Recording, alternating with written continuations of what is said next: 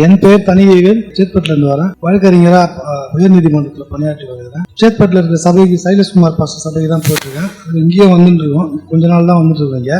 கடந்த 9ஆம் தேதி 10ஆம் தேதி எனக்கு திடீர்னு நெஞ்சு வலி ஏற்பட்டு ரொம்ப அவதிக்குள்ளானேன். என்னடா இதுன்னு சொல்லிட்டு பார்க்காம என்னோட ஒய்ஃப் அப்போ வேலூர் போயிருந்தாங்க. வேலூர்லேருந்து வரல, நான் மட்டும்தான் வீட்டில் இருந்தேன். இதனால் வலி தாங்க முடியல. என்னால் கொஞ்சம் பயமாக வந்துச்சு எனக்கு மனசில். ஆல்ரெடி இந்த மாதிரி வந்துருக்குது எனக்கு.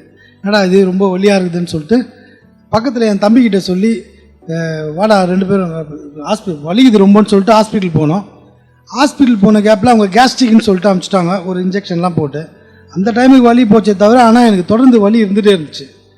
திருப்பி வீட்டுக்கு வந்துட்டு நைட்டெல்லாம் வலிக்குது, மறுநாள் வரைக்கும் வலிக்குது. அப்புறம் என் மனைவி வந்துட்டாங்க, மத்தியானம் போகலாம் ஹாஸ்பிட்டல் போகலாம். நைட்டு போனோம், கேஎம்சி வந்தோம்.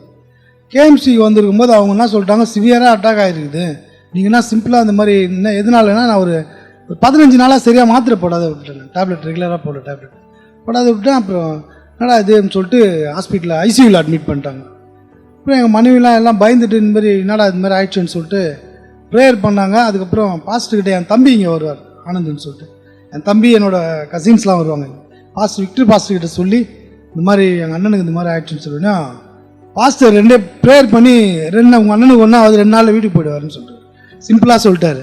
ஆனால் அது இப்போ எங்ககிட்ட சொன்னாங்க, பாஸ்டர் ப்ரே பண்ணிட்டாரு, உனக்கு நல்லாயிடும், 2 நாளில் நீ வீட்டுக்கு போயிடுவேன் அப்படின்னோடனே நாங்களும் ப்ரேயர் பண்ணோம். ஆனால் எனக்கு நினச்சே பார்க்க முடியல. திடீர்னு என்ன சொல்லிட்டாங்க, உனக்கு ஆன்ஜியோ பண்ணோன்ற மாதிரி கன்ஃபார்மாக சொல்லியிருந்தாங்க.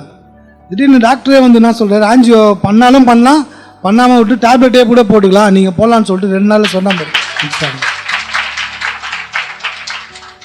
சுகத்தை கொடுத்த கர்த்தருக்கு கொடான கோடி ஸ்தோத்திரம், நன்றி. கர்த்தருக்கு ஸ்தோத்திரம். என்னோட பேர் சாந்தினி.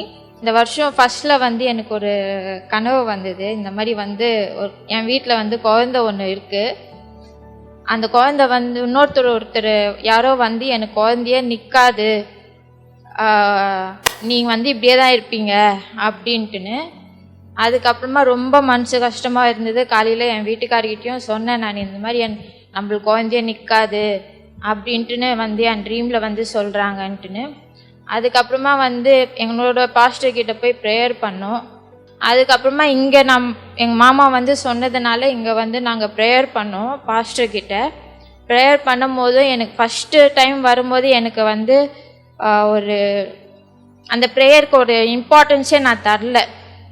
அதுக்கப்புறமா எனக்கு செகண்ட் டைம் நான் வரும்போது எனக்குள்ளே பேசினாங்க. ஏன்னா எனக்கு கஷ்டம்னு எல்லாமே இருந்தது அந்த டைமில்.